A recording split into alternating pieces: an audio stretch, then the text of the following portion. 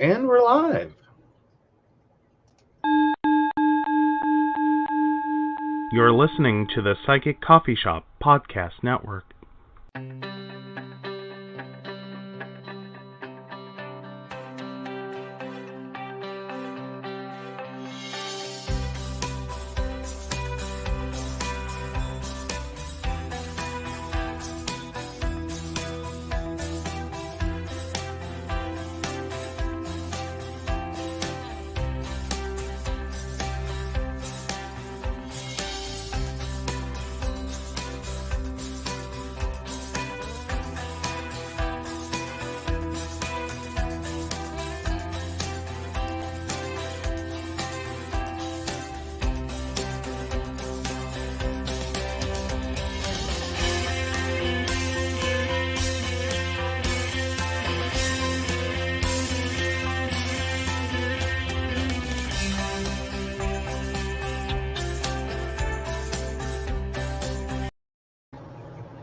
Okay, there we are.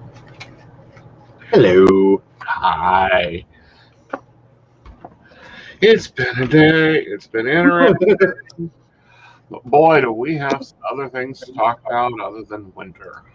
By the way, if you ordered snow, I think I ought to give you a 30-year curse. No, the snow's fine. We enjoyed the snow.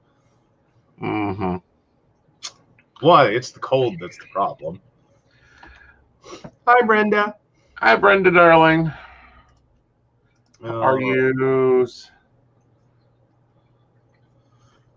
Hey. So what do you want to take on first? AOC, and for once, her and Ted Cruz agreeing, but not really. She ain't having it. Yeah, she ain't having it. Yeah. I that's a beautiful place to start. I think that one's great. Hi, Mika. Oh, yeah. So, oh my God, y'all. GameStop is creating enough issues for everyone. And then we have the AOC deal. It has been a week. Well, let's start out and explain what went on. Okay. Since, we said some people have said we have misspoken, and it's like, no, we didn't misspeak. All right.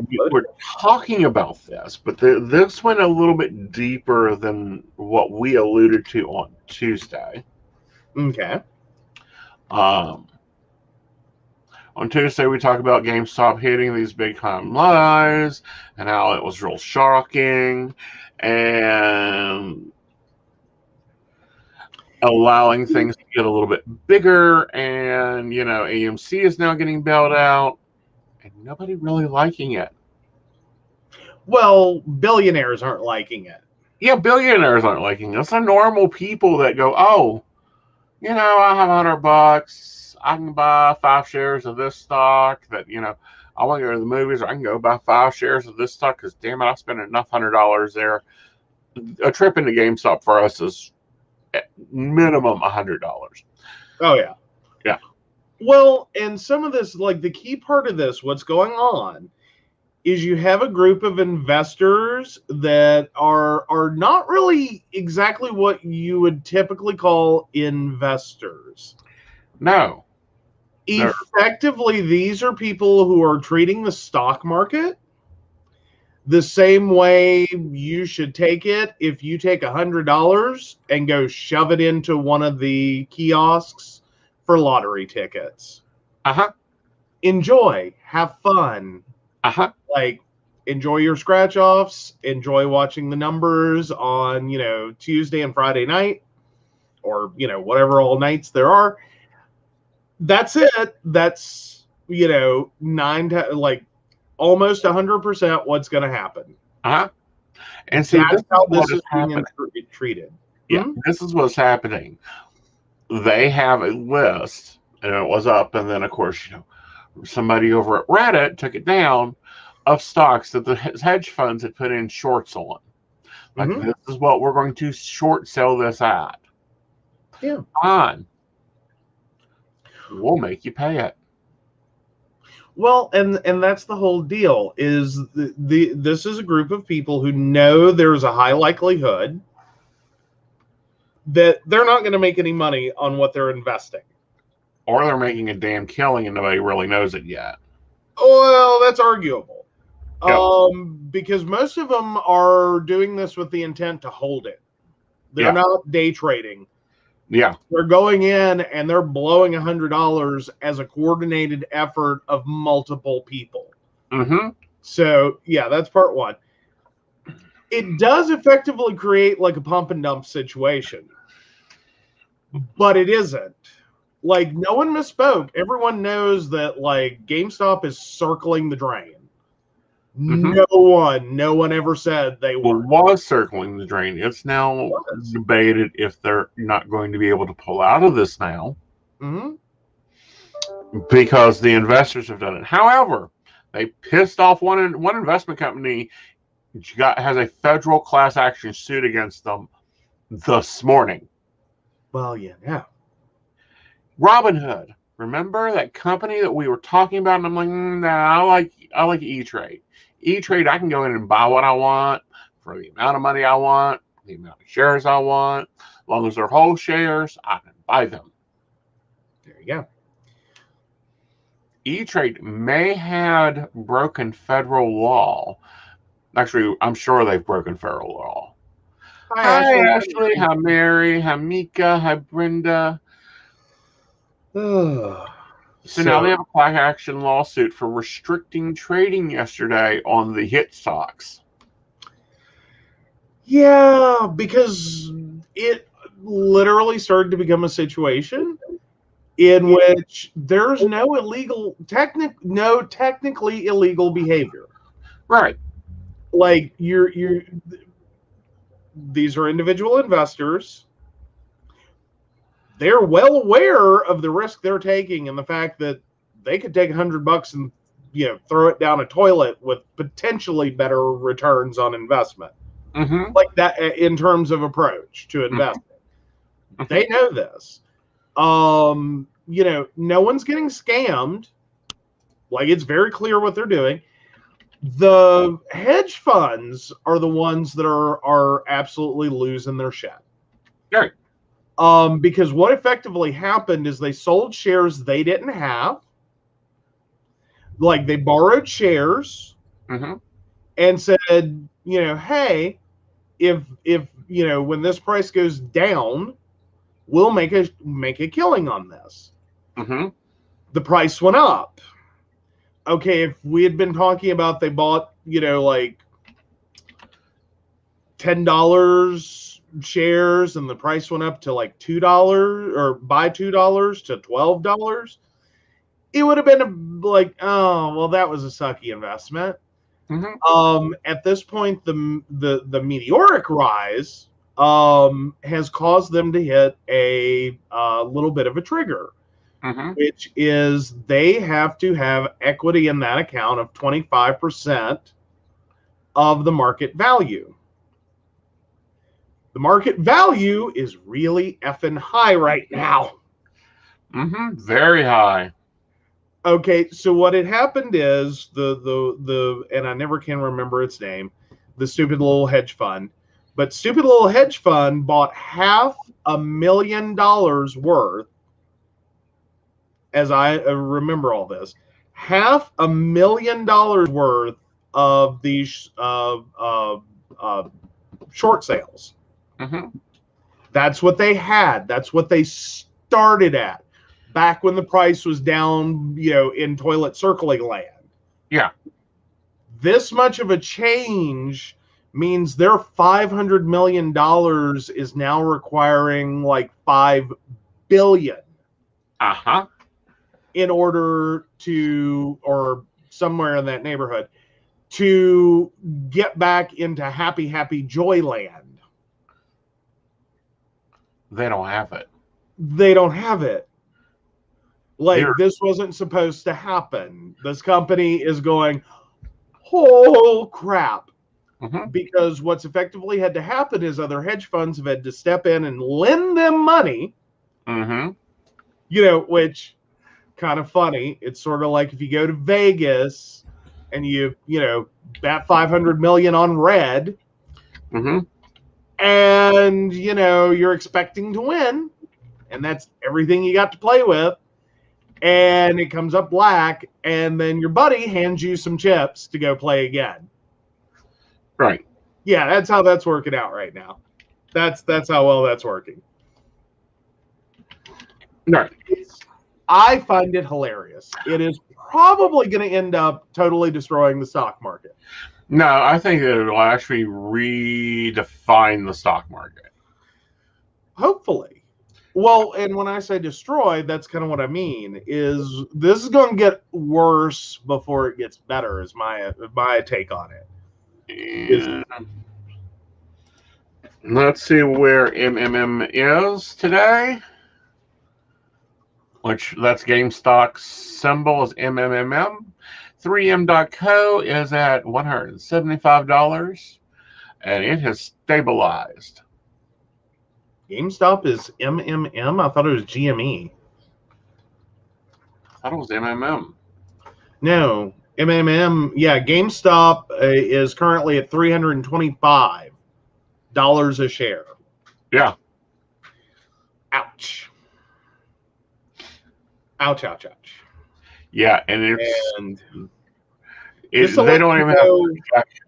I'm in my investing account. They can't even give me a projection. Yeah, no. MMM, I think, is literal 3M. Not a bad investment, by the way. Well, typically, no. Ooh, 3M's down. Well, not that much. 4.23%. Ooh, God, it's bad for the year.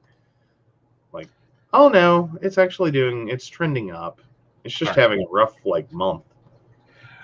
They're going to. It's after Christmas. Everyone has more tape than they need.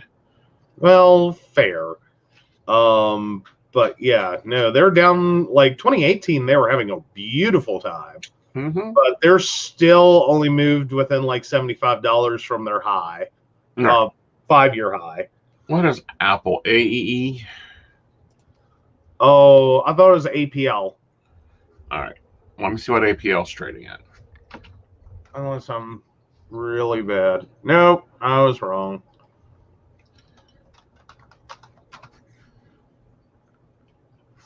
AAPL. Sorry, things I do actually slightly remember from economics class, because we had to go through the whole stock market challenge thing. It is more. It is a larger investment to buy a stock in GameStop than it is to buy a stock in Apple. Mm-hmm. Yeah, Apple's at only 137 at closing today. Yeah. Yeah. But for those that don't get this, here's a basic understanding of what went on. Somebody said, all right, guys, y'all guys bank up your Christmas money, take up your, stock up your grocery money. We're going to buy Mattel stock. Everybody is predicting they're going to close. JCPenney's. They could do this with JCPenney's. We could do this with JCPenney's if we had enough listening audience. Mm-hmm. Literally go and buy 1, 2, 30, 50, everybody together buy shares into this company and prop it up. Yeah. Though for comparison, Amazon is currently at $32.06. Yes, that is $3,206 a share right now. Mm-hmm. I just did a quick look for the highest stock prices. Yeah, Amazon's there. Now, if someone had bought Amazon 15 years ago, mm-hmm. there was a large debate on whether they would stay on the stock market. Oh, absolutely. Of course, now the highest is Berkshire Hathaway. Mm-hmm. At $344,100. Excuse me. That's per share. That's a lot of money. That one little share for Berkshire Hathaway, $344,000 just to play. Right. Oh. So yeah, we're talking about GameStop at at 300 and something, and it's this is pocket change for billionaires. This is crap you find in their couches. Well, it may be crap they find in their couches, but it's sure making them squeal like a pig. Oh well, yeah. Yeah. When you're holding a lot of it. because hedge funds buy thousands of shares, not one or two. Right. Yeah, it's like JCPenney's. Right now, it is 33 cents a share. Well, yeah, I'm trying to trying to even put this in like terms for like a hedge fund, what this would be like in average daily life. Mm-hmm. And I like no one. I can't think of anything anyone buys in enough quantity Mm-hmm. that, you know, if this is almost like I can't even find words to be like, you know, I don't know. I got nothing. Hi, Dottie. Like, I keep trying to turn it into something else so that I can like make a comparison. I can't even with this. Mm-hmm. Like, this is just crazy. No, this is fun. This is the stock market I'm used to. Well, yeah, but this is also, now there was a fun little like trivia piece in the whole Reddit aspect of this story. That's now moved to Telegram for those wanting to follow this. Oh, well, there we go. Yes, it's all over the stock place. They've moved over to Telegram, and they plan on continuing this. Many of them have opened up other trading accounts and had other trading accounts other than Robinhood. Mm-hmm. Mm-hmm. Robinhood will probably go under. Oh, I'm pretty sure Robinhood's gonna have a bad day. Now, Elizabeth Warren has jumped in on this. Oh, she has. Now, what does she have to say? She's trying to walk the middle line. She always does. Yeah, like there's bad actors on both sides right now. Uh-huh. And no one's having it. Like, she is getting eviscerated online. Uh-huh. Because she has called on the Securities Exchange Commission to start answering some questions. Uh-huh. But she's walking it from both directions. That, you know, this is bad for this is bad here, this is bad here, this is bad here. And everyone's like, no. The big problem is, you knew this, like, as in the world has known this since 2008. Uh-huh. We have seen this. This was the last massive bailout we had to do, was 2008. Great big giant massive bailout. You knew there were all these bass-backward stock trading things that were possible, right, that were common, you know, things that are perfectly legal to go do, yeah, that are all built around betting on negatives. Yeah. And you bailed out all these banks for, you know, not playing fair, right, and being stupid, and, you know, creating a disaster. You did that. You haven't done fuck all for any of the individual investors who had their retirement accounts wiped out, who had, you know, massive gut-wrenching losses, or any of the people who lost their home. Like, nothing happened for them. And now you want to go, wait a minute, we need to stop right here because this is bad. It's like, no, it isn't. I mean, it is. Don't get me wrong. It is bad. This is bad. This has always been bad. But there's been like a slew of things that have happened to get here. The first has, like, if you want to go all the way back, it was day trading. Day trading led to simple, easy online trading accounts. Okay, right. Those still had the bad in that. Well, pardon? Where's the bad in that? No. I'm just saying this. We didn't get here overnight. None of the individual things are bad, but this is the road to get here. Well, no, because here's the facts. Let's say everyone that listens to our podcast, so our average listening audience is around 10,000 per episode. If we all went out and bought one share Mm-hmm. of one struggling company. Mm-hmm. We can do that on our individual things. Example, like J.C. Penney's. Well, and investment clubs are a thing. Yeah. Like, that's not a problem. No one cares. Mm-hmm. And you can sit and have a conversation amongst yourself. Mm-hmm. And, as long as no one's lying to you about what, this company's about to do. Right. Like, if someone sat here and said, oh, GameStop, oh, wow, they're about to revolutionize retail. They're about to, release this amazing new thing.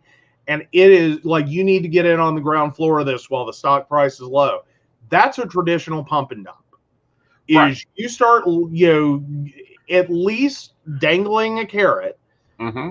of like, you can do something, Mm-hmm. or you're going to make amazing profits off of this investment. That's a pump and dump. Is effectively you get a bunch of people to buy in, you sell your shit out while the price is high, and then everyone else takes the loss for you. Right. But here's the more interesting thing going on. Mm-hmm. No one's dropping GameStop. They're just propping that stock up even more. Mm-hmm. We are continuing to see it rise as this gets more news coverage. Like, everybody wants this stock now. Problem is all the hedge funds had it set for a low buyout. Example, I own TTD. It's a shipping company. I think it's a wonderful shipping company. It's like $3.75 a share. I have a standing order that says if it gets to 72 cents, sell. If it gets to $50, sell. When GameStop hit a price, all the hedge funds sold. Everyone else bought them. Whoop! That stock price went up. Mm-hmm. Mm-hmm. Yeah. These are things that they weren't included in on the private conversation. Of course, if they'd done anything, listened to anything about the stock, they would have known that. I think we'll see Microsoft stock shoot up. I think AMC and theater management companies, they've been begging for the government's aid and they're not getting it. So this individual people are investing in it. Mm-hmm. Do I think that there's a problem? Yes, with the hedge funds. Yeah, they're doing it amongst themselves. Mm-hmm. And they're doing it based on all of these short sells. Yeah. Like that's the great big thing is like, duh. Okay, the closest thing I can think of right now is, do you remember back over the summer? Well, back actually earlier last year.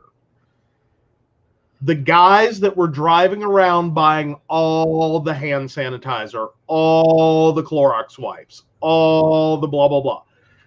And they're putting it out for sale for like $100 a bottle. Like, they went to their local Dollar Tree, they cleared the shelf, maybe spent $200, and they're now selling it for like $100, a couple $100 for this, blah, blah, blah. This is sort of the situation it was in, as in it went out that, hi, you can buy this at this incredible, thing, because no one's going to do it. And then someone did it, and a lot of people did it. And all of a sudden, this is where we're at. It's the same kind of scenario. Mm-hmm. Is it's ridiculous. Like, if you in 2019 said, bottle of hand sanitizer, $100, everyone would have been, I think you hit a couple of zeros there, dumbass. Not, okay, click, add to cart. Mm-hmm. All right. But what they're doing, however, and people don't understand unless you read like the reports, GameStop has filed bankruptcy. They were going to be closing their stores. Now they're coming out of bankruptcy in a stronger marketplace. Mm-hmm. These stock investors bailed out GameStop. Effectively. Yeah. Made GM look like, and guess what? They'll get profit. They'll get continual profit from it. This is why on Tuesday I said, buy stock in things that you buy. If If you buy babies Mattel toys, go buy stock in Barbie. Yeah. Procter and Gamble, Coca-Cola. Yeah, support the companies you use. That's, again, one of those things. But, you know, it doesn't help if you're part of a stock club, you know, a little investors group in which you figure out there's a very exploitable little loophole here. Uh-huh. And it ain't, and it's not illegal. Oh, nothing. Like, and that's the argument everyone's having right now. Is they like Wall Street is trying to turn this into like an illegal act that has occurred, and it's like, no, that's not what happened. Like, that is so not what happened. That none of it. Oh, but the weird trivia point. Up until he went to prison and, of course, lost his, stock trading account and a few other things. Pharma Bro was part of that group. Yeah. Yeah, and he's not lost his stock portfolio. Pharma Bro's stock portfolio is held in trust until he gets out of prison. Yeah, but it's not like he can call up and be like, "Hi, buy me a few shares of GameStop." Yeah, I can. Oh, I doubt it. Oh, yeah. I think after like some of the crap he's pulled, I doubt he gets to really do much more than get like a nice little like IRA or money market return on his investment. Like, it is all into a nice like dumbass portfolio. No, it's the same as like when someone else was the head of a trust. All she has to do is pick the phone up and act for the trust. Well, true. He's not the head of his own trust.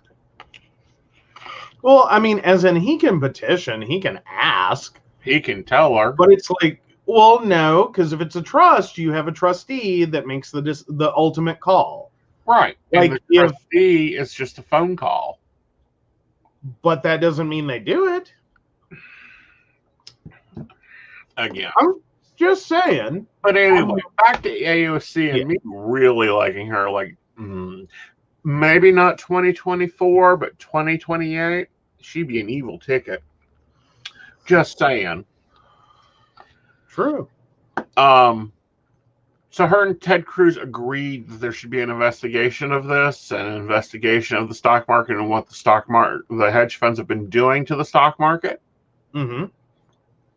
She said, "Nope, sorry, don't want to work with you because, oh yeah, you tried to kill me a couple weeks ago." Yeah. She was like straight up like, "I'll work with anyone. It's a bipartisan issue. But if you tried to kill me, I ain't dealing with you." Love that part. Yes. But yes. Now, our lovely representative of West Virginia, Republican Alex Mooney, what is he posting about? Pro-life bullshit. Oh, of course. Can we please get a recall in West Virginia for this representative? He is a numbskull. He is an idiot. He is misleading the people, and he is a Trumplican. Basically. But no, like, welcome to West Virginia. This is kind of where a lot of our voters are at. Like, they're like, no, this is what we voted for. This is what we wanted. Quit killing them babies. Let's not also kill our representatives, throw over our government until our votes that aren't worth anything. Oh, yeah, that too. Yeah, but I do have to say there is one shit show a little bit heavier than he is, and it's Marjorie Taylor Greene. Oh, yeah. Yeah, she keeps getting better by the second. Yeah. Like, pressure is mounting. The GOP is quiet because they know it's going to come down to a vote. She may be out. Basically where she's at right now. Can I just say, does anyone want to go back to, like, I don't know, like pre-2016? Like, just hear me out for a second. Okay. When we thought Sarah Palin and like Michelle Bachmann were going to be like the worst.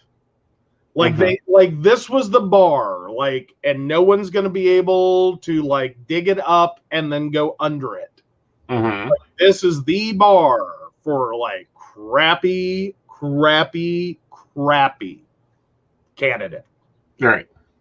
And then like here we are in 2021 going, I'm now starting to fondly remember Sarah Palin and Michelle Bachmann. Right. Like that's where I'm at right now. Like they seem cute in comparison. Mm-hmm. Like it just seems cute. Mm-hmm. Like, oh, bless their hearts. It's more like, oh, they're such idiots. Can we start requiring an IQ and a mental test for anybody running for office? Well, yeah. But I mean, at least it was entertaining when, you know, they opened their mouth. Mm-hmm. Like no one actually felt truly threatened by them. Mm-hmm. It was just like, oh my God. Like, really? Okay, they're still here. All right. You know, this is what we're working with. Okay. Just saying. Uh-huh. But yeah. But no. She needs pulled. And I think that we are going to see that. I think we may start seeing something we haven't seen since McCarthyism. I think we may start seeing McCarthy-style trials for these representatives and investigations. Well, but rightfully so. Yes. I like. Ugh. I always hate McCarthyism because McCarthyism was technically just a witch hunt. Like that's all it was. It was a bunch of, for the most part, very little did it turn up in the way of like substantial, Mm-hmm. like meaningful cases of like communism. Mm-hmm. What it became was, you know, before the Red Scare was the Lavender Scare, in which we threw all the gays out of DC. No, we just moved to Alexandria and raised the house prices. Well, yeah, but basically the number of LGBTQ who were in DC in government, who had government jobs, were very, very high prior to McCarthy. Right. And then all of a sudden that became a security risk. Suddenly there were a lot of, like, most of the gays were out of politics. Mm-hmm. And then we turned around and went through the Red Scare. The Red Scare was communism. And we basically went through in the same kind of way with like loose accusations and digging through people's pasts, looking for any kind of link to anything that might sort of sound like communism. At which point not a lot really turned up there. Right. A lot of people lost their jobs. A lot of people got blacklisted. A lot of people suffered a lot of consequences unnecessarily. Well, and when I say that, that's the easiest one to reference to, because we haven't seen this since the Civil War. True. Yeah. No, I get what you're saying. It's just I know the connotation that like McCarthy has. Right. And it's like, before we go there, like, this isn't a witch hunt. This is literally, there were people supporting, you know, an insurrection at the Capitol. Yeah, like, here's the problem. Okay. I don't believe people will understand the Jezebel trials. I don't think people will understand the words, the trials of Alexander Graham. That's why I said McCarthy trials. It's where they're actually trying these people and going, all right, just why were you at Trump Plaza the night of June 5th? Yeah. What was said during that meeting? Can you explain this picture? Can you explain this tweet? Can you explain this tweet? What was this meaning of this voicemail? Well, I think the closest you would get to that in a direct comparison would be what, Nuremberg trials? No, because we won't have a panel of 3 judges. Nuremberg had a panel of 3 judges that asked the questions. We'll have to go American style here, unfortunately, so everyone gets a lawyer, everyone gets a jury trial, and it's like, oh, please. Well, yeah. But still. So, as everyone knows, on January 6th, the unemployment rate went up. And it's still there. Apparently, working in Trump's White House is bad for your resume. Normally, when you leave the White House, you can basically write your ticket to any company you want. They're finding it hard. Well, and some people in particular, Sarah Huckabee Sanders especially. Mm-hmm. But then again, you have to look at what she did. Like, she was more than happy to repeatedly lie. Mm-hmm. Over and over and over. I'm sorry. That's not called, that's not a partisan thing. Mm-hmm. Like, you stood there, and regardless of who the president was, you lied repeatedly. Right. Over and over, despite glaring evidence that you are lying. Mm-hmm. That kind of makes it hard to sell yourself in the workplace. Mm-hmm. Like, what did you expect? Exactly. So, file your unemployment, hope that Joe Biden's nice to you, and you get your unemployment. Yes. Well, and then there's Conway. Yes. Now let's talk about this situation, but we have to talk about this situation sensitively. Okay. So, Conway, motor mouth of the White House, got thrown off The View because she wouldn't shut up. Believe me, Joy Behar tried to be patient. It has been a while since I have seen a lovely New York, lovely lady hold her tongue as well as Joy Behar did in that interview. Mm-hmm. I'm sorry, I think she's a child abuser. Her daughter last year filed for emancipation from her parents and couldn't get it. Mm-hmm. This year, within this past week and a half, the story's been developing. Conway posted a picture of her daughter topless. 16-year-old. Yeah. Well, there's a little more to this. Okay. That was on Conway's Twitter account, on Kellyanne Conway's. Yeah. Claudia had been using her own TikTok. Claudia has her own TikTok account. This is the daughter's name. Has her own account where she has been recording Kellyanne, screaming at her, calling her all kinds of names, absolutely terrorizing her, and got, this is what seems to be the retribution. Yeah. This is, yeah. So, I'm back to my position. If a child can provide for themselves, they should be able to be emancipated, and it should be done at the fees of the government. Yeah. Well, and then there's Gary Conway, who, was already not on good terms with his wife, I'm sure. Right. Like, that's been fun for a while now. Basically has jumped in the middle and is trying to, go to your corners, ladies. Mm-hmm. Go to your corners. Mm-hmm. And it's like, oh, this gonna be, whew. This kind of harkens back to this Sarah Palin, her son and her daughter, and all the drama there. Yeah, because it just kept and I think it even still kind of keeps going. Right. What is it? Trevor, something with a T. Yeah, Palin is apparently a complete train wreck. Right. And then Bristol Palin, like, got knocked up, got with her boyfriend, then they weren't together, and, like, I don't think anyone can keep up with that one. Like, it's a whole, like, Trailer Park Sunday. Right. But yeah, I think that's where the Kelly, like, the Conway family is right now. Right. Is like, this is unraveling quickly.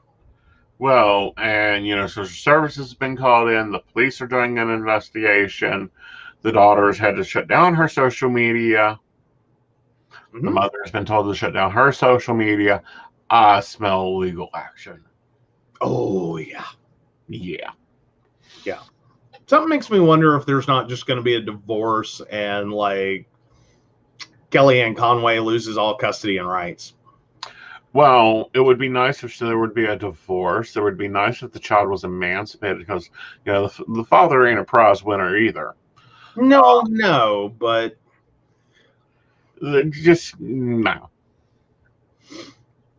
True, very true. I just kind of keep hoping, like, maybe he's just been kind of stuck in this merry-go-round circus and got a little caught up in it.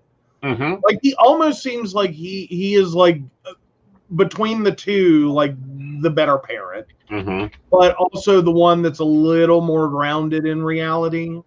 Like, right. May not be the best. Mm-hmm. I'm not saying, like, best parent ever, number one dad. Mm-hmm. I don't think he's there, but at least good enough to get that, okay, mistakes were made, issues were had, the circus has got to end. Mm-hmm. We got to all grow up real quick, and she ain't gonna. Right. As in Kellyanne. Yeah, she ain't gonna continue, She really needs to have charges. I cannot believe that. Yeah, really? Well, but then again, we're all making the assumption that these were pictures of her daughter that Kellyanne somehow had. Well, how she got them was she took them from the daughter. She takes the daughter's phone quite often, and inspects it. Okay. And she transferred the pictures from the child's phone to her phone. Okay, so basically this is a situation of the child is a producer of child pornography. Her mother is now a distributor of child pornography. Correct. Ouch. Yeah, that's not a good position to be in for either one of them. Well, the more problem is the mother. Well, absolutely. Yeah, luckily Twitter took it down. Well, of course. Yes, they moderate their content. Yes, they do. Yes. But yeah. So, wild week in political news, guys. Yeah, and then we go on to, Wednesday the 21st was the Remembrance of the Holocaust. Yes. And once again, through all the remembrances, and I am not saying this badly, because it's a very detrimental situation. Mm-hmm. But the Jews weren't the only ones in the concentration camps. They weren't the only ones that lost their lives. They weren't the only ones performed experiments on, and those were terrible experiments. Mm-hmm. Mm-hmm. We have Holocaust deniers, which I do not know how you deny 10,000 pairs of shoes stacked up there, skeletons, bodies. This is and also we have schools that do not teach the Holocaust. How do you not teach this? I think it falls in the category of these are like the same people that will be naked having sex with someone and get caught by their spouse and say the words, "It's not what it looks like." It's like, really, what else could it be? Yeah. What else could it be? What are you going to tell me? Right. Like, you were taking a shower, she was changing clothes, you slipped on a bar of soap, and you fell with an erection into her? Like, what are you going to say at this point to make it look like it is not what it looks like? Right. Like, But yeah. Yeah. It's ridiculous. But this is what happens when we whitewash history. We see this with them wanting to whitewash Black History Month, and paint slavery not as bad as it was. It's like there were multiple versions of American slavery. It's not what people don't get that. That there was slavery in one part of the South that is different from slavery in another part of the South. Okay. And a lot of what we see now of antebellum slavery, that was Louisiana slavery style. That was not like North Carolina. There were different laws, different regulations, depending on where you live. All of it was destructive. And if we don't teach it, we will repeat it. We came very close with this last administration of repeating Germany here in the United States. Well, and there's some people that argue that we're still there. Yeah. That this is kind of sort of we have a Hitler. He lost an election. Mm-hmm. And that's like, yay on that part. Yay, lost the election. But the fact that there are that many people still supporting that are not getting it, right? That's a problem. That's a major problem, right? And that's why we can't unify yet. No, we need punishment. We need removal before we can unify. Yeah, this cannot be acceptable. Otherwise, in 10 years, he'll throw another Q. Say the word. Pardon? Say the Q word. I'm missing which one. When you overthrow the government.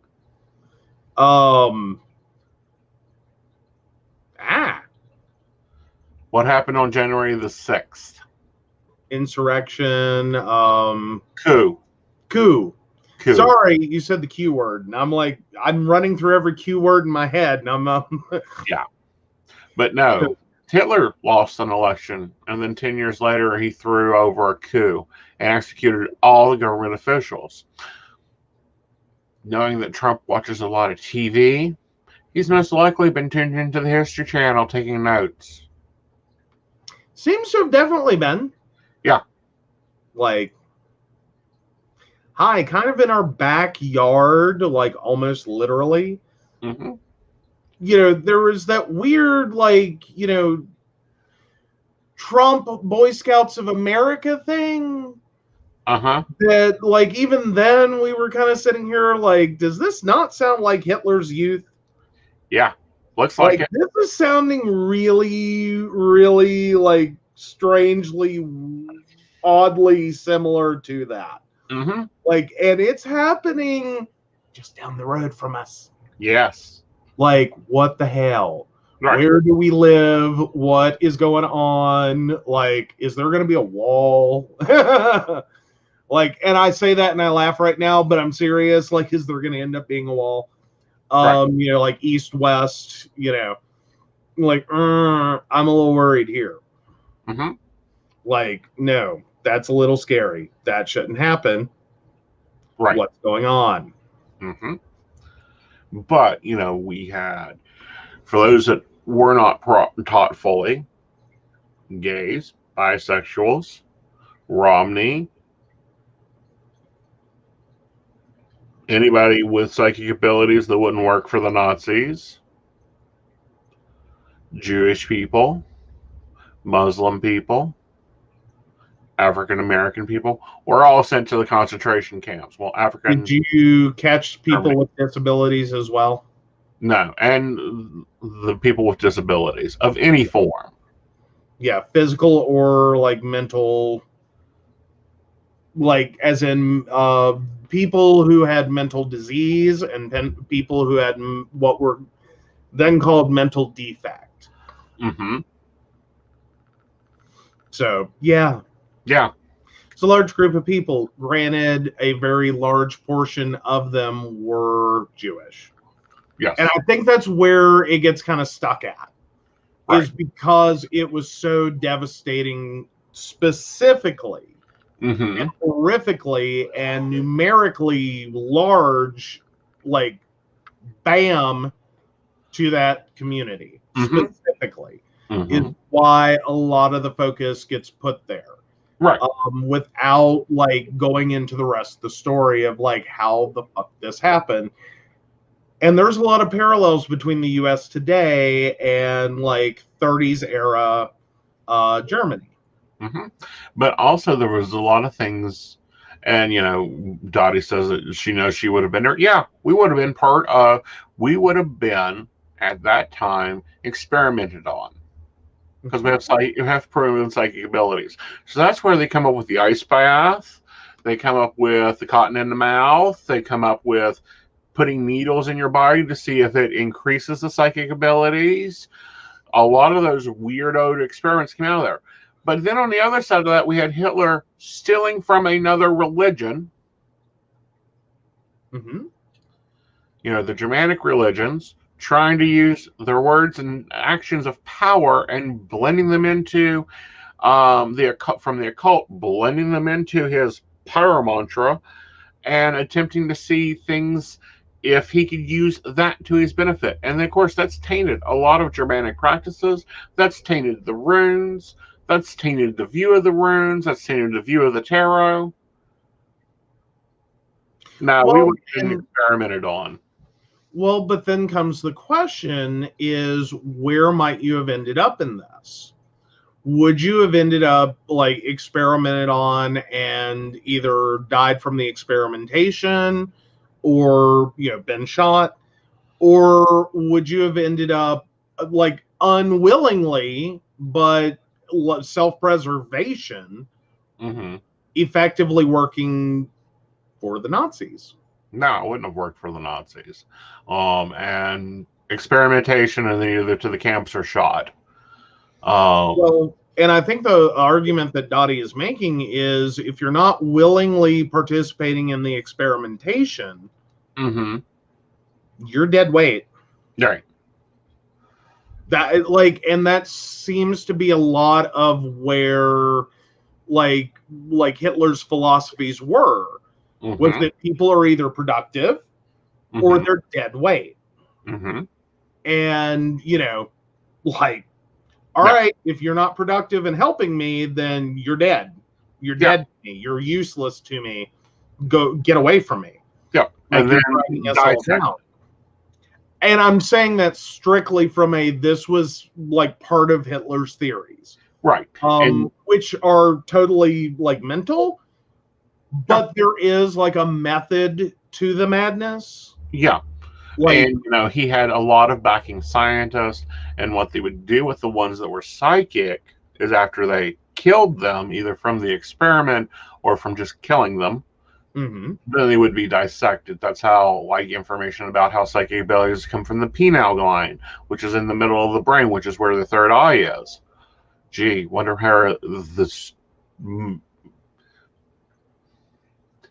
where they figured that out at.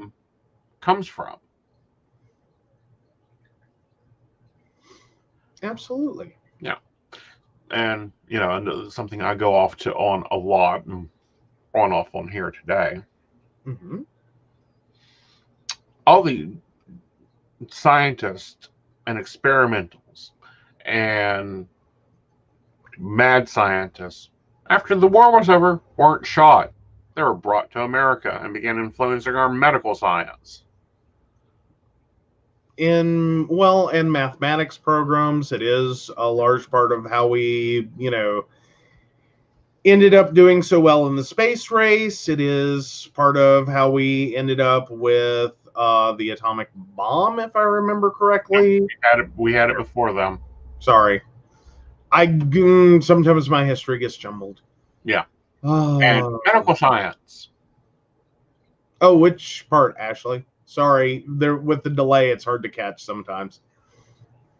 Yeah, medical science. That's why, you know, France, early on COVID, noticed that smokers weren't getting COVID. Then we have doctors in the United States going, oh, if you smoke, you're 10 times more likely to it. Some of that is very true. Well, there's a lot of issues with like systemic racism in medicine. And a lot of that comes from like the disadvantages that that occurred historically in access to medicine to start with, as well as there's kind of a doubling there. One, you also had African Americans, especially, being used as test subjects. I believe it's the Tuskegee experiment, in which that just go look that up. That's its own wow moment. But then you've also historically seen a lot of separation, sort of like the, blacks only, whites only, kind of experience for medicine. And there were, kind of separation of medical practices. And that's assuming you had the money to afford healthcare in the first place. And we still go through it. Blacks go through it, gays go through it, any special group that we go through it. Yeah. Instead of been looking at it. Well, and in reality, what you're going to always face in the world is, the average person that the world is built for is somewhere between a 5'4" white female and a 5'9" to 5'10" white male. That's what the whole world's built around. And somewhere between like 130 and 185 pounds. Like, that's what we have built this world around. And if you start straying out of those in any direction, and an assumption of heterosexual with children always being implied, that's what the whole world's built around. That's everything we're doing. That's what we do with our taxes. That is what we are doing with our, like, even cameras do. Like, here's a fun one. If you've never noticed this, cameras are racist. This is a fun one for people to learn.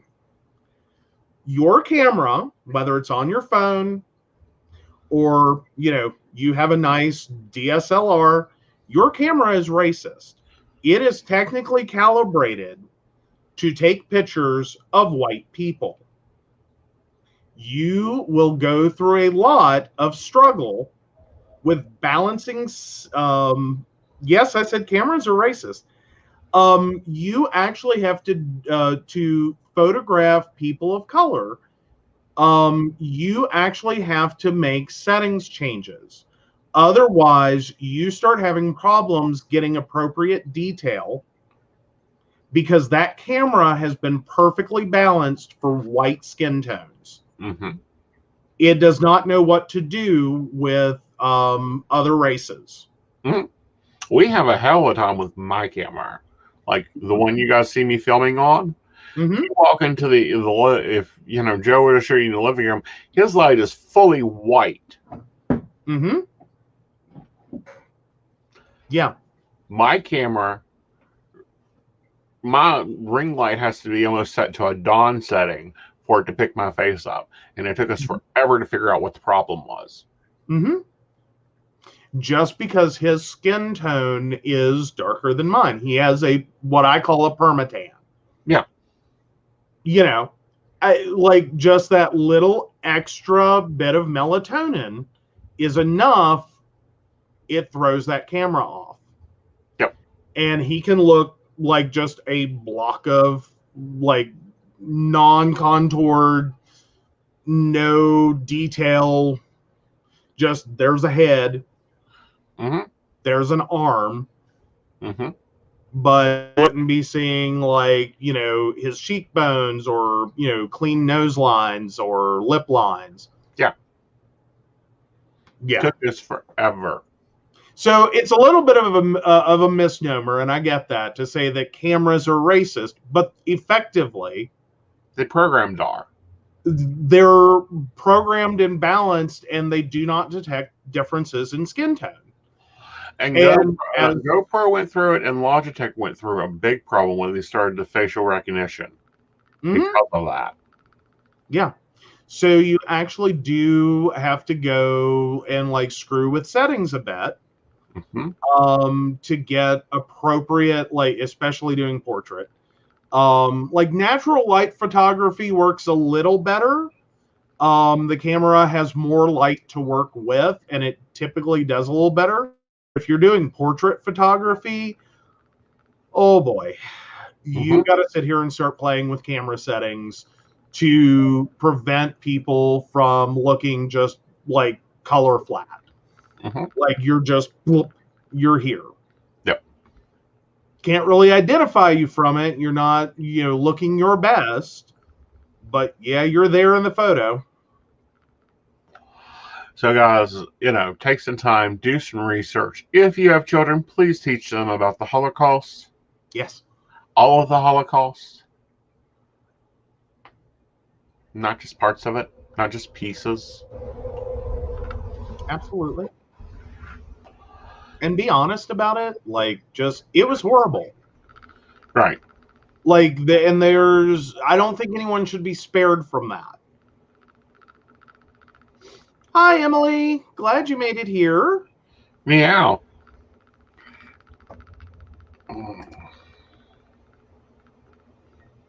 Oh, and Brenda points out that, yeah, she ends up having to adjust settings. And it can take a while to fix that. Sorry, back on the racist camera thing. It can take a while to rebalance color in photos, especially if you don't catch it in the beginning. Oh, right. Ashley wants to know, has retrograde started? Yes, it has. Yes, it has. So, Emily, why was you a rough day? Yes.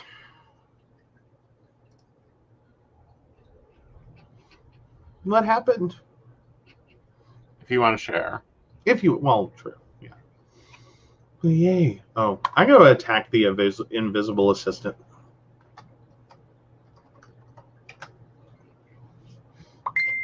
I ran out of coffee. Tell him to duplicate it. Times 2.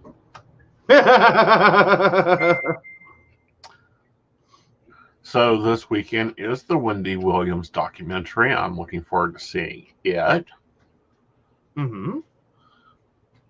So, okay, is this like, how much of Wendy Williams is this going to be? This will be, the documentary is supposed to be up to the present day. Oh, wow. Now, is she just the subject of it, or is she like calling all the shots on it? She was the executive producer. She always takes the executive producer on it, so she's calling 95% of the shots. Oh God, is she gonna like actually like own her shit though? Yeah. Okay. Yeah. Like that's my thing, is sometimes like I know you love Wendy Williams. Yes. And to some degree I understand, like I find her a lovable person. But I also think sometimes like she doesn't necessarily own her shit. Like she kind of sometimes forgets that, like, yeah, it took 2 to tango on that girl. Well, no, I think that a good bit of it, she couldn't. I mean, because, she had him all wrapped in her business. And she had to slowly merge him out of it. Oh, gosh, Emily, I absolutely hate to hear that. But yes. Oh. I totally understand where he's at right now. That's got to be a horrible, horrible place. Yeah. So I virtual hugs is all, Yes. unfortunately, we have, and we are sending those in droves.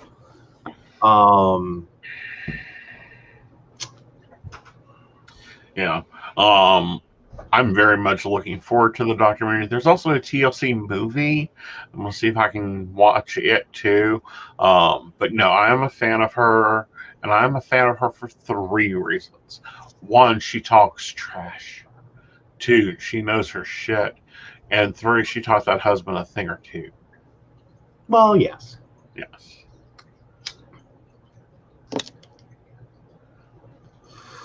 Emily, I am so sorry about grumpy grandma. Hopefully it's peaceful and comfortable and things can get a little bit better and things will look up.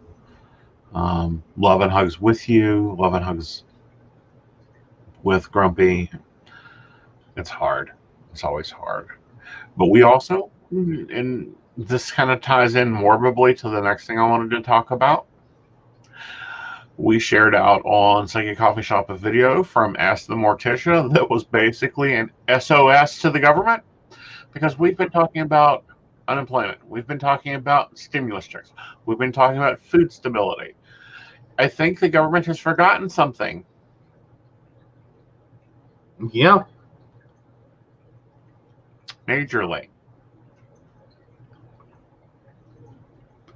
Ooh, sorry. And Grumpy Tank is a Scorpio. It's a full moon, and he has all the emotions. Mm-hmm. And he will for about 2 months. Yeah. They do have in-home hospice, so they are thankful that she's not alone in a nursing home right now. I can certainly understand that. Yeah. Or a hospital. Yeah. Yeah. I'm, and this is my curiosity because I have been through the hospice situation. Well, we both have. Yeah. Like,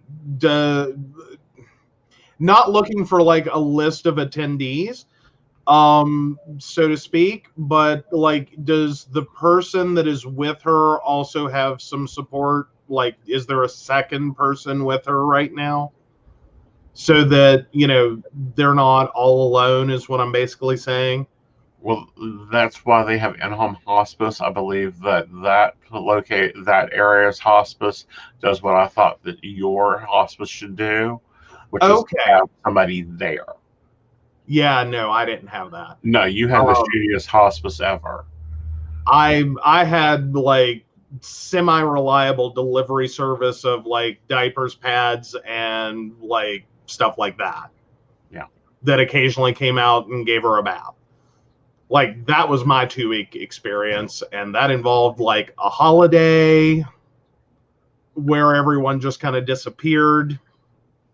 Yeah. And like, the best thing I can say about it is actually of one of the home health suppliers, not hospice, because my grandmother's oxygen concentrator went out and they literally were there in the amount of time it took to drive from their office to our house with a brand new one. Mm-hmm. And I was like, y'all are amazing. Yep. Because that was like 2:00 in the morning, this oxygen concentrator failed. Yeah. Okay, so 2 of the children are there. They are medically trained and they're trading off duties. I am thankful for that. Mm-hmm. You know, I know for the 2 weeks with my grandmother, it was really, really crazy because the services we thought we were going to get was not what we got. Yeah. It was like I almost drove down there a few times. Yeah. Yeah. Well, I mean, not that it's ever a great situation.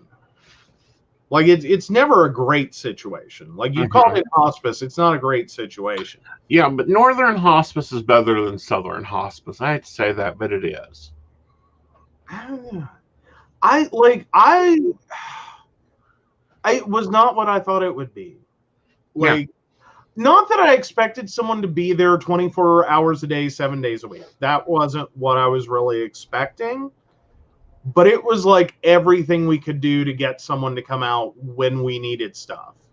Right. You know, like I'm sitting there over a holiday weekend. I have 3, you know, and this is getting explicit, or not explicit, but TMI. But I ended up spending like 3 days with 3 diapers. Mm-hmm. That's not a thing that should happen. Ever. Like that, like when you're having to sit there and actually like try to figure out, like, do I like use this one or do I wait? Great. I'm so glad that they do have the financial situation to do this properly. Yeah. And do it well. Yeah. But Northern, I'm sorry. I have worked for Northern Hospice. I've had clients up there in Parkersburg area at one time. I had clients up in Marmette at one time. I had clients. I was part of client services in Columbus. Mm-hmm. They are fabulous up there. Someone's there, someone's cooking, someone's doing something. Down south, I don't know what got messed up in the hospice situation down in southern West Virginia or even into Virginia, as I understand. They were crap.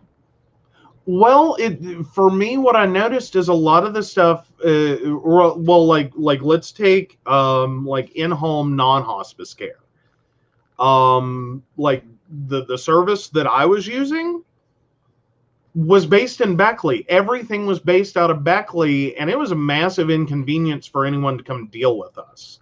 Mm-hmm. As for hospice services, the one we used was local, but they were so overwhelmed.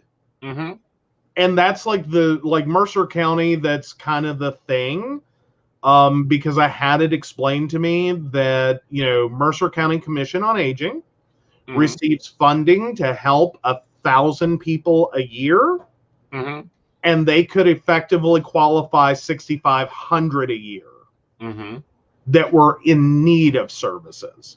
Like that's the position like the southern part of the state is kind of in. Is high demand, low amount of funding, and very few people to go around. Right.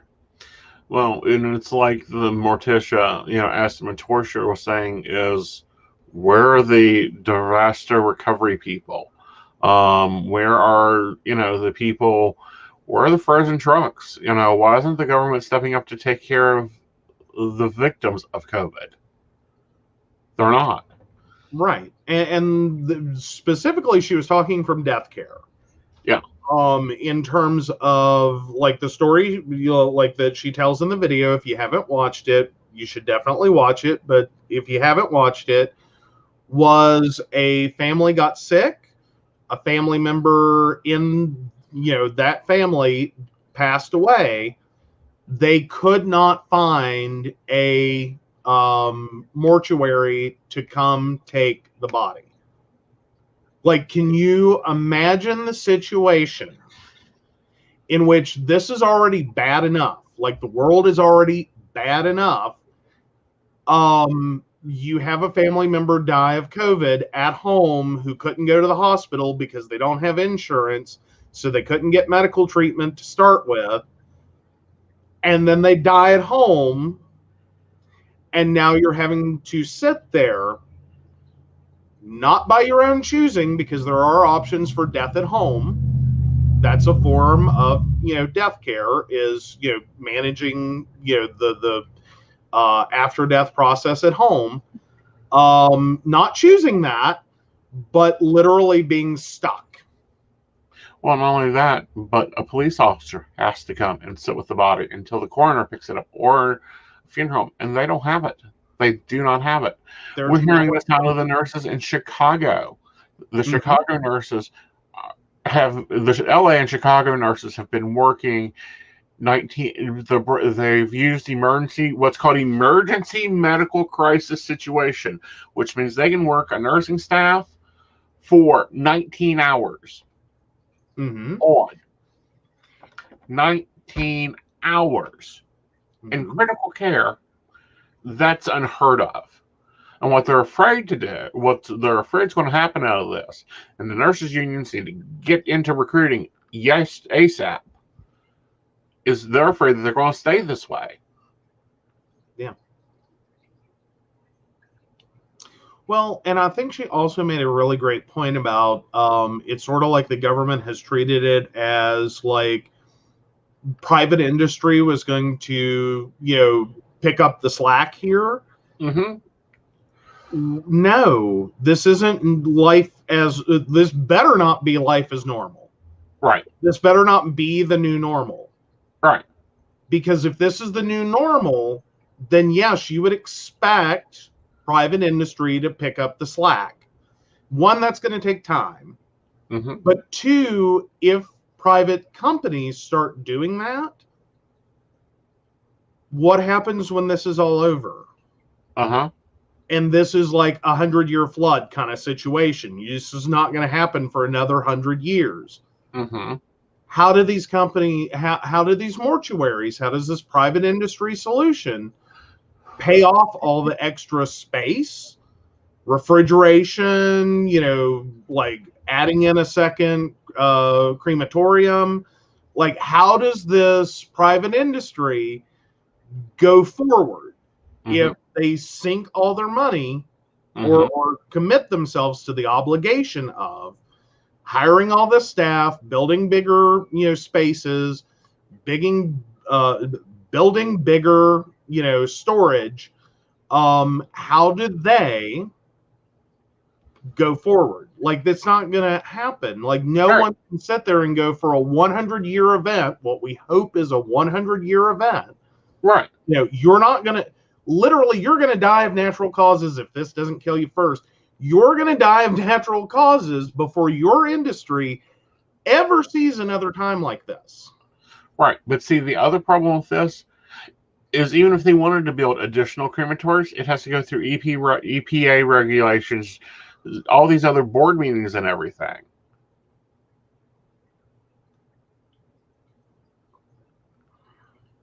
Yeah. Well, that's very true. And that is a large problem with death care. And especially when those are populations that are heavily hit, because what Emily is just mentioning, because we are talking about Los Angeles, it's a large, densely populated city, and there's a significant population of homeless and immigrants who can't pay for unexpected funeral services, even if the private mortuaries could take them. Right. But that also becomes part of, like, one, these are also the hardest hit, most vulnerable groups. These were the very same people who were called heroes, who were called frontline workers, who were called essential, that end up not having health care and not having enough money to live other than paycheck to paycheck. And even then, not really. Like their bare bones minimum there. Now, what would normally happen is, yes, you would see some form of like indigence, happening, in a balanced way throughout that area's funeral services. To, like covering like Jane Does and, people who are literally indigent. They cannot afford, their family doesn't have the money. Right. And no one has the ability to step up and be like, I will agree to pay for this for 20 years. In that situation, you would see some of this being handled. Right now, this is the largest influx that's hitting. And there's no money. Right. And the so standard, again, private industry, what? Yeah, in the standard bare bones pick up body, put in crematory, return ashes is $4,000 in that area. In that area, here it's $1,200, by the way, but it's $4,000. Well, it depends upon who you know. Again, but they have regulations on how many. They had regulations on how many cremations they could do a day. The government one day released those regulations, says run those crematoriums if you have to, and they are running them 24 hours a day. They're not even letting the bricks cool. Well, and then you have the long-term consequences. Yeah. which we've, I believe, seen happen in West Virginia. I think it was West Virginia that got into that scandal many years ago, in which effectively that's going to put a strain on that equipment. Yeah. I mean, they can't get replaced right now. Yeah. If it breaks down, they can't get parts for it.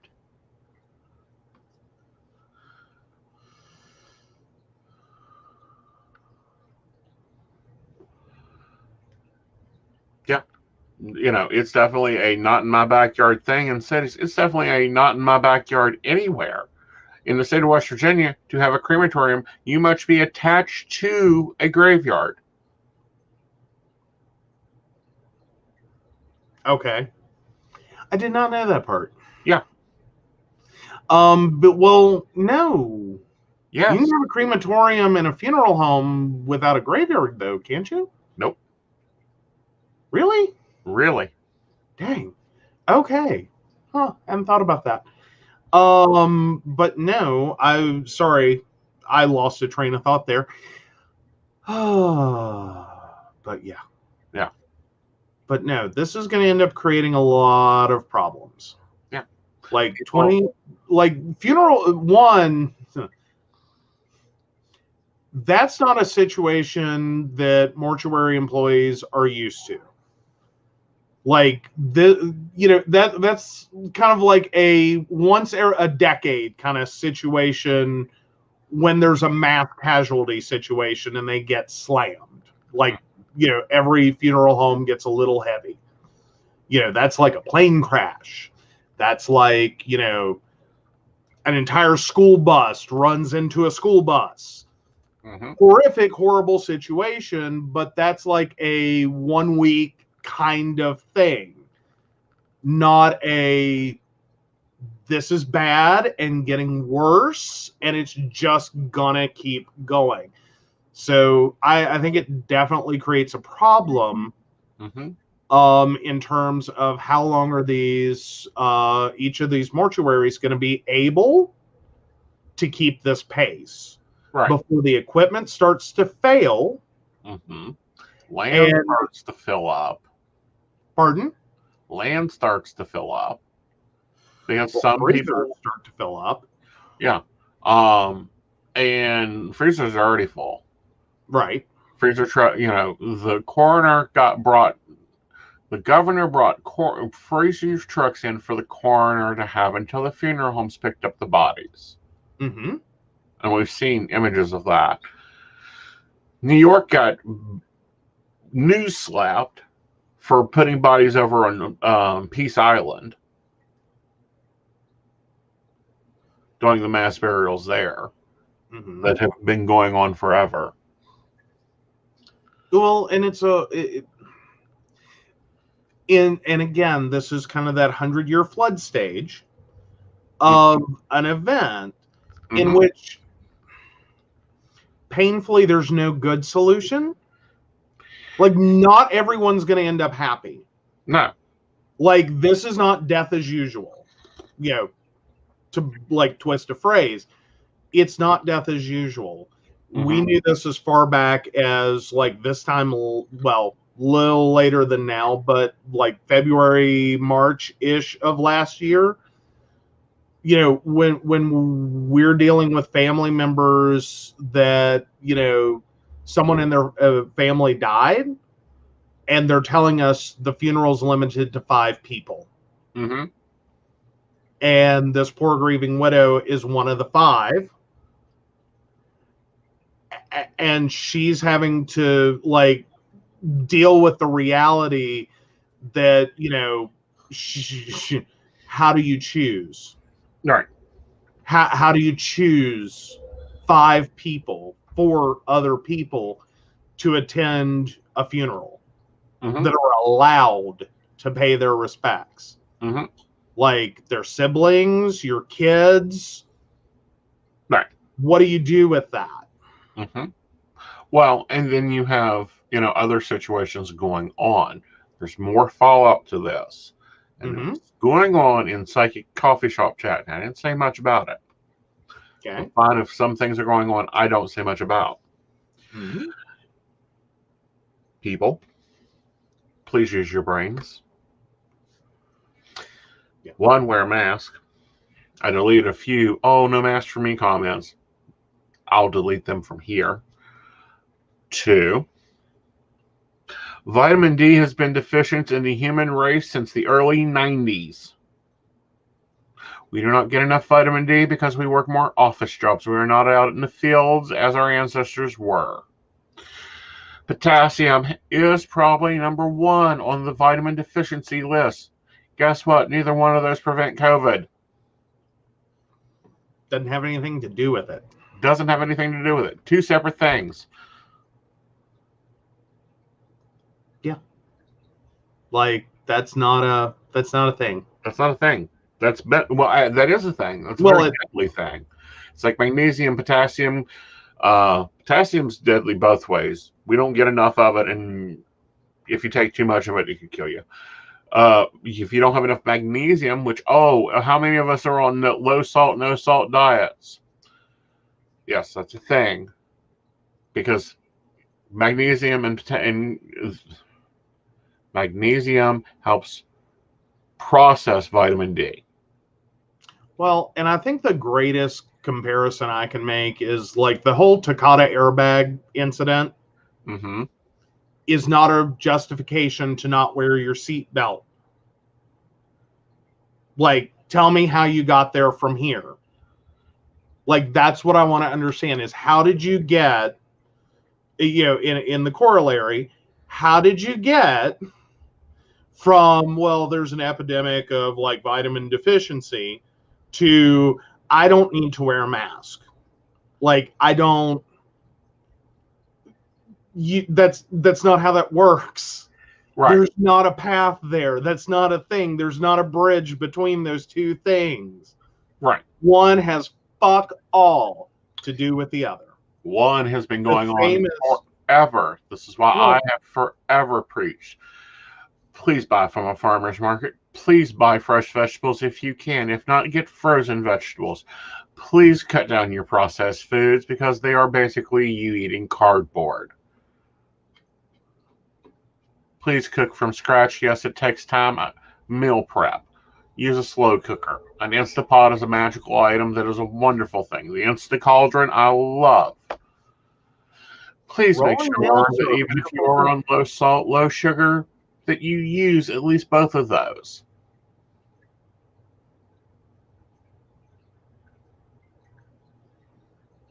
Well, and then rolling meals are a very big help. Yeah. Yeah. And if you're not familiar with the concept, it starts with you cook, like take your Sunday or whatever your day off is, spend it cooking a fair amount of basic foods, like lots of sides, tons of sides, like all the basic sides you can think of, corn, green beans, peas, carrots, blah, blah, blah, individually. Then as you go through the week, you've got sides for other meals. You have sides you can blend together. You have sides you can use as ingredients. Here's an example. And I do this from time to time. I make a meatloaf. I make it twice the size I need it to be. Next day, I make spaghetti sauce out of said meatloaf. Next day, said spaghetti sauce becomes chili the next day. Said chili becomes taco salad the next day. That's like out of 3 pounds of meatloaf for 2 people. Yeah. But yeah. Yeah. You can roast the chicken today. Tomorrow, you can have chicken salad for lunches all week. You can take some of that chicken, put it into Alfredo sauce and have chicken Alfredo, depending on the size of the chicken. But this is why there used to be the Sunday dinners. Oh, Ashley needs good ideas for pulled pork and barbecue shredded chicken.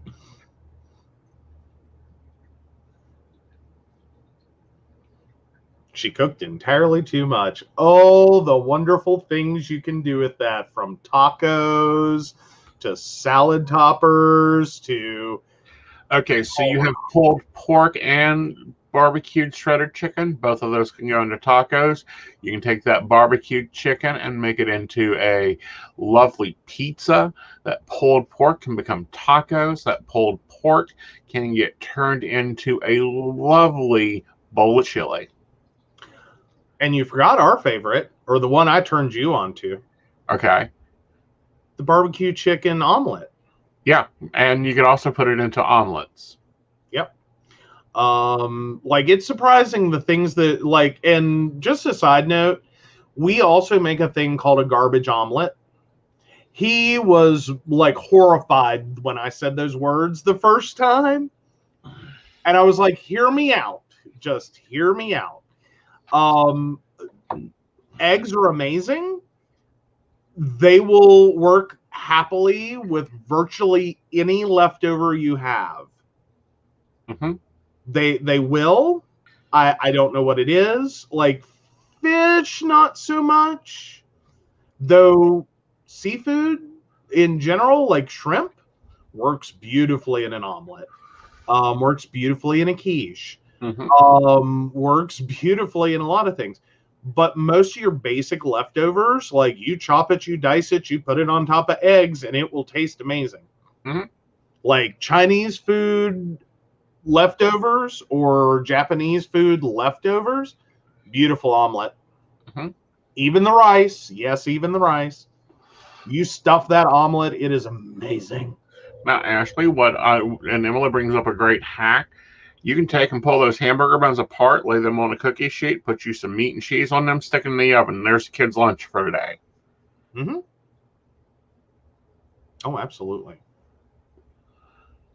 Oh, Brenda brings up a good one too, and these are cafe chips. Mm-hmm. What you do is you take chips or fries, don't care which, you lay them into a bowl. You cover that sucker with that pulled pork barbecue. You throw in some, maybe some. We like to throw. What is those little peppers? Oh, the pepperoncinis or Pepperoncini or the banana sweet peppers. Mm-hmm. You throw some nice mozzarella cheese on it, slap that sucker in the oven for about 450 for all 5-10 minutes. Pull that out. You want to talk about delicious nachos? You got delicious nachos on your hands. Yes. Yes.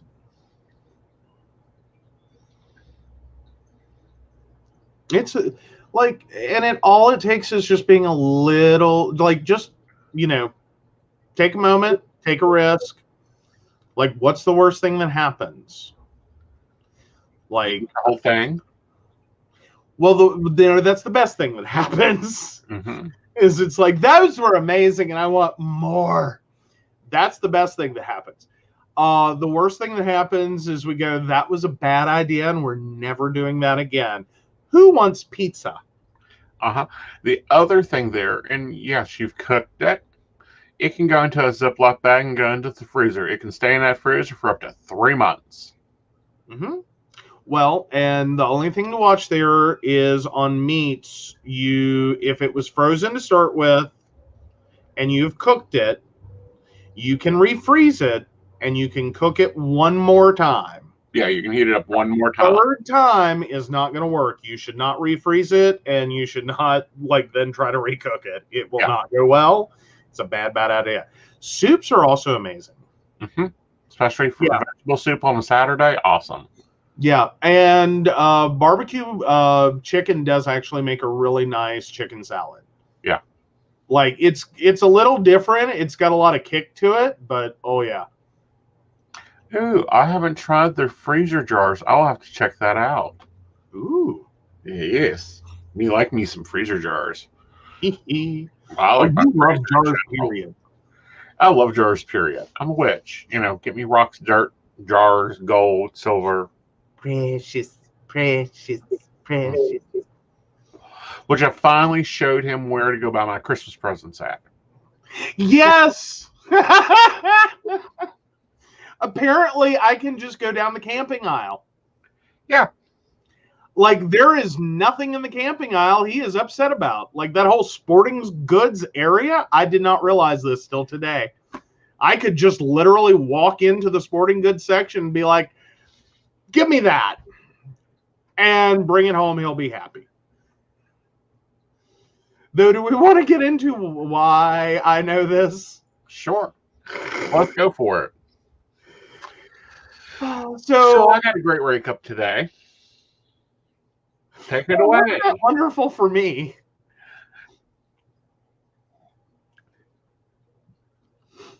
Tell them about my wake up, darling. Yeah, so we woke up this morning, this afternoon, technically, but we woke up and there was no water in the house. And like we have left water dripping just in case, because we do run into that, or at least have had that fear this could happen. It was 14 degrees here last night. That was what was called for, I believe, was 14. So we grew up with this. Like, you let the water drip, try not to freeze the pipes. Our pipes froze. And I'm like, okay, honey, we don't have water. And he's like, that was how you woke up. And your first concern was, I know I paid the bill, and I swear to God, if the sewer company cut it off. No, honey, I think it's frozen. So yeah, we had a whole discussion back and forth, and then we ended up. We have a little buddy heater. It quit working. You're thinking now it might be the oxygen sensor is gone out. Gone. So we had to go and find heat to put under the house to defrost. Yes. Which, by the way, guys, if this ever happens, open every spigot you have, whether you're using it or not, so that as it defrosts, it can release that pressure. Yeah. Oh, yeah.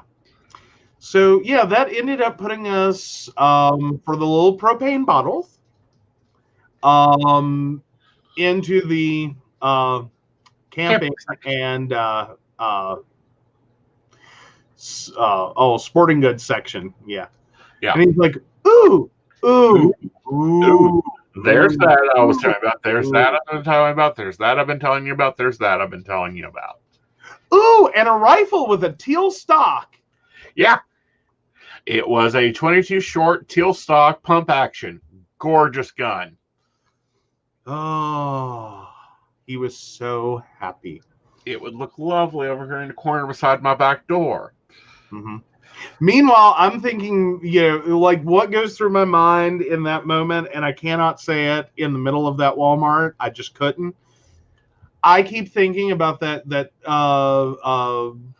TikTok sound that everyone's using of the, what you got, before you bash on that gay guy, you need to realize that this is the United States of America, and he may reach into his purse and pull out a Purple Passion Smith & Wesson and pump your ass full of oh, no, you didn't rounds. And I'm like, oh, my God, get me out of this section of the store before he finds the purple Smith & Wesson. They don't sell it. It's at Roy's Loan. It's $375, and it can be in my hands in 3 days, and I got to remember to take my passport and my driver's license. Calm down there. All I want to know is where you getting the, oh, no, you didn't rounds. Right there at Roy's. Okay. You ordered them for me, and they come in either pink, blue, or purple tipped. I'm thinking pink. What? Okay, you have a bullet. I know I have made ammunition before. Surprising a lot of y'all, I know.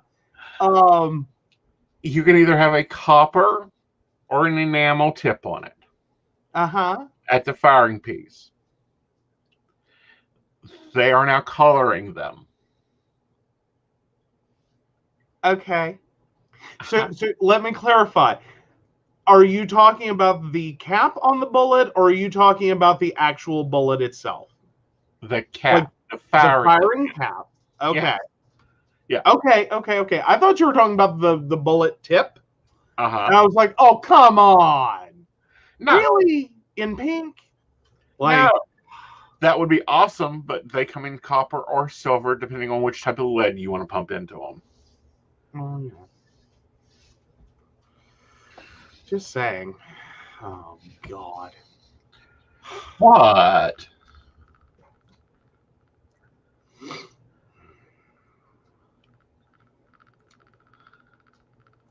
Oh, they can be dipped. Yeah, that's true. Ooh.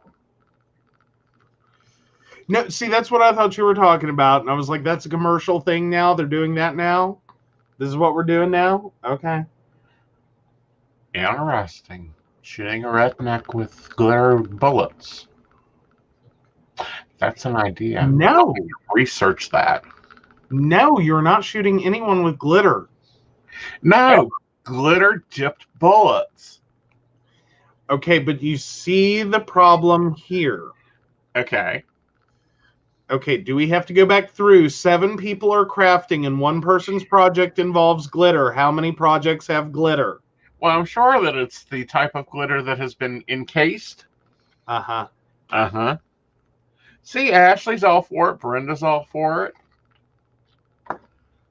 I'm just saying, the minute you get glitter bullets, uh-huh, like, you better hope you never have to use one, because there's going to be a trail of glitter from the dead body all the way to you. And because if I use it, I'm going to be standing there going, I mean across many miles. Like, you're not getting away from it. There's just going to be a line across country of the glitter. Uh-huh. Because that's how glitter works. Oh, it's been a long time, Brenda, since I've done it. I understand the process. But no, it's been a very long time since I've done this. Mm-hmm. I do not have any of the equipment to do it. But my brother did teach me. Well, story time. Mm-hmm. So Aeson and his Uncle Johnny used to go to the firing ranges. Uncle Johnny used to have a problem with raccoons and people coming on his land. So some of his bullets were filled with rock salt. Okay. We definitely could have glitter and rock salt mixed shotgun shells to go into a 22. Of course, I'd want a double barrel. Oh, instead of rock salt, can we use like the pink Himalayan sea salt? Yes, so they can get a chakra cleansing as they're getting ran out of my house. I think it'd be cool. Yes. I mean, you know what I mean. I know what you mean. Wait, I'm supposed to be the adult in this conversation. No. Like,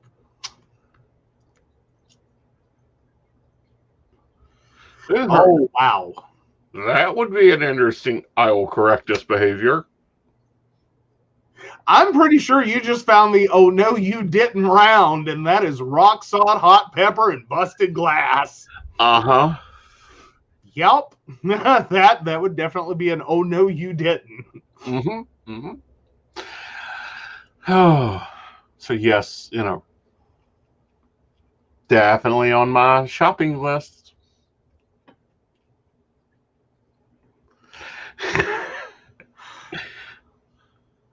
No. What? That way I can do chakra cleansings from a distance. It's COVID improved. Then fine, it's a business expense and you can buy it yourself. That's why I know how much the price is. Oh, God.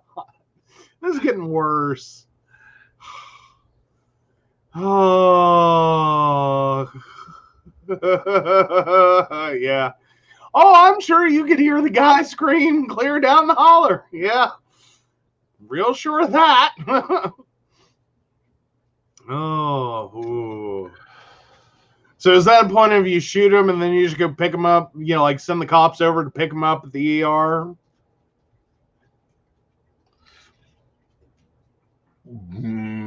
Maybe if they went to the ER, if they're that stupid. Otherwise, you just listen to the yell. I'm just saying that's where they picked up the guy that tried to mess with mom on Christmas Eve in a parking in a shopping center. Mm-hmm.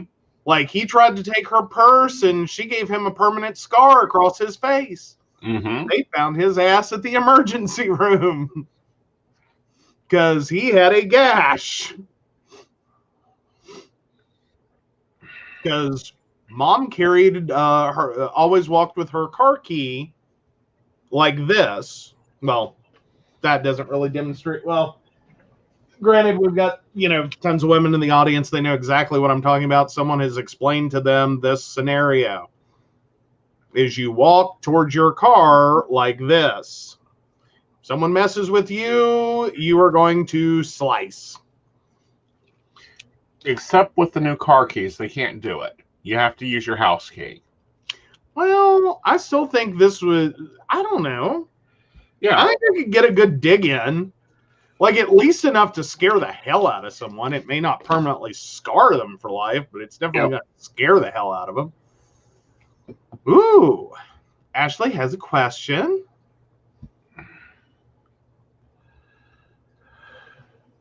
Okay, Brenda says, nah, boonies, cops wouldn't come out, and family probably picked the glass out. Uh-huh. All right, let's get the cards ready. We'll take Ashley's question. All righty. Go ahead and start. Let me get 2 more shuffles in. Okay.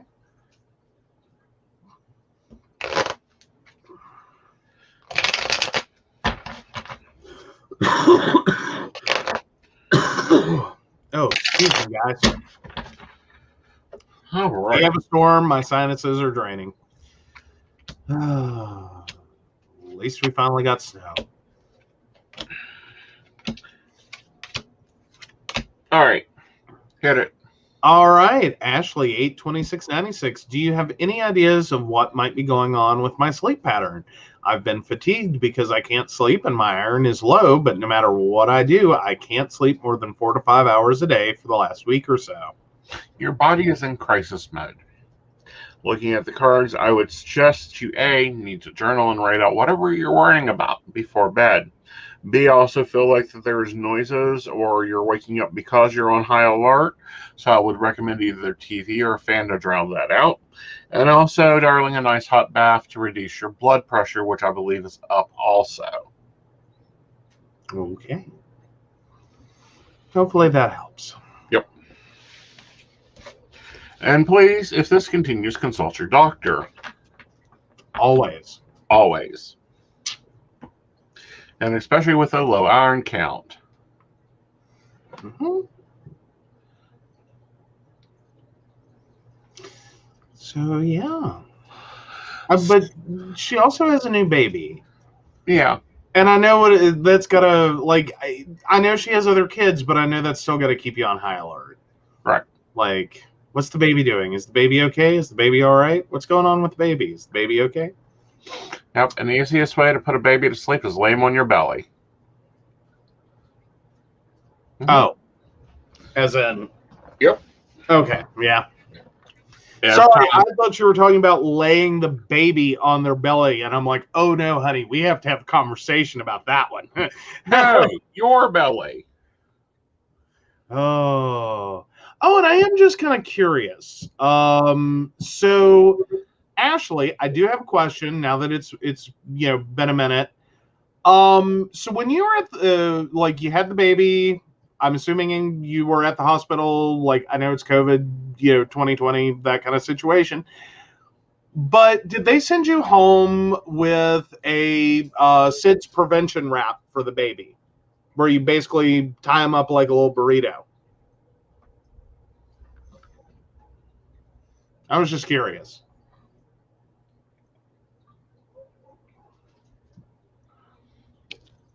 Is he cranky? Doing that up, your direction, or not offhand, sure.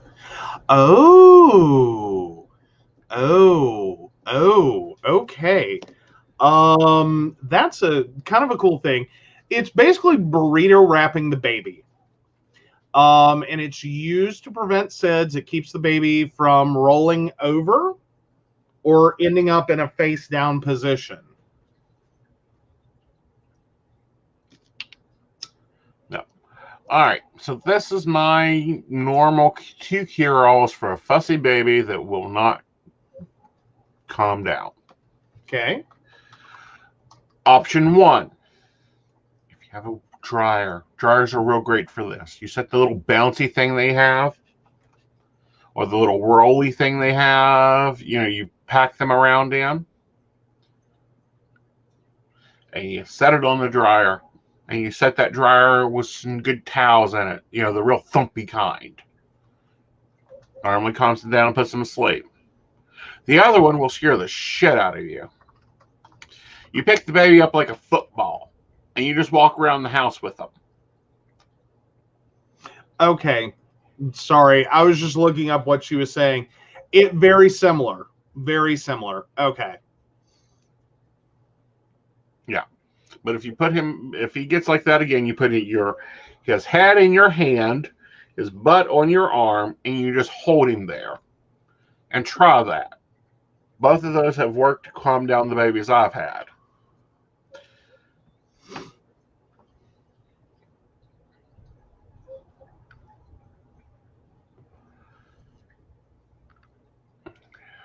Oh, Minnie Mott was an escape artist. I could see that. Mm-hmm. I can kind of see that. Like, that fits his personality. I think, like, and I don't mean that in any bad way about Minnie Mott, but I could see him being like, you want me to do this? Okay, let me work around that. I'll be right back.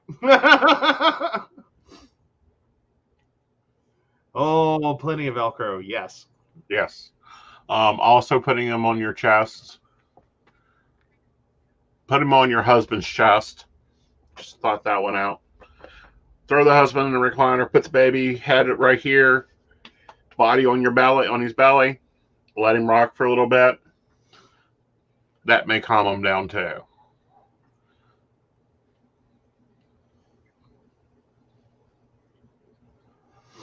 Typically works. Yep. Like, I don't know. I've always had a weird effect on babies. I'm like baby Xanax. Mm-hmm. Like,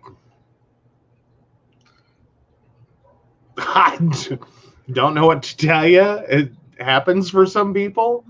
Like, babies like me and, like, and sleep.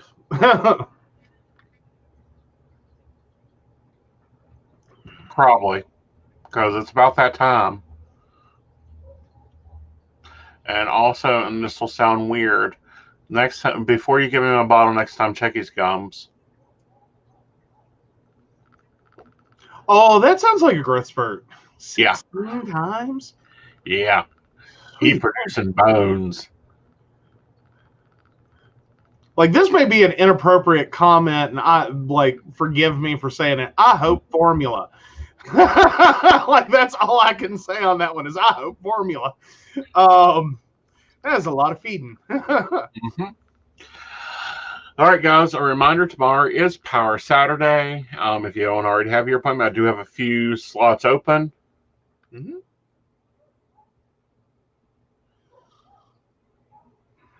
Congratulations, Ashley. I'm going to say this is, and Young, do with it what you want, but bless your titties. That's all I got for that one is I'm so sorry for you. That is a lot. That is a lot to have to deal with.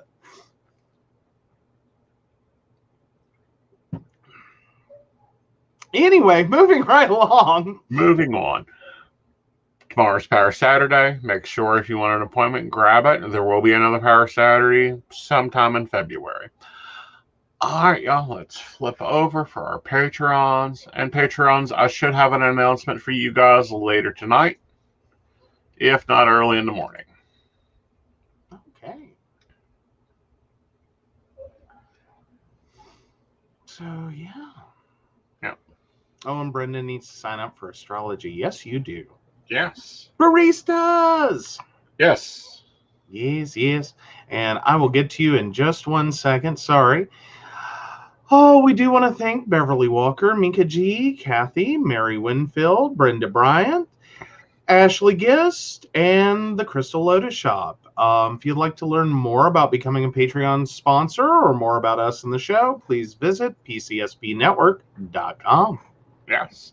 And baristas, please remember we had our meeting last night. If you didn't make it, you can go watch the video in the group. Mm-hmm. Yep.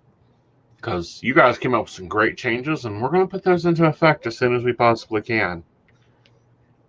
Yes. Well, at least Ashley laughed at what I said. I'm sitting here going, I shouldn't say this, but I do feel bad.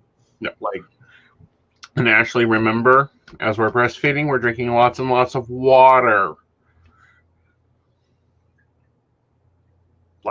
Truly, that's where the gallon a day comes in. But we'll talk more about that tomorrow. I will be seeing you tomorrow. All right, guys, you guys have a lovely night. Tomorrow is Power Saturday. We will be doing lives on this station.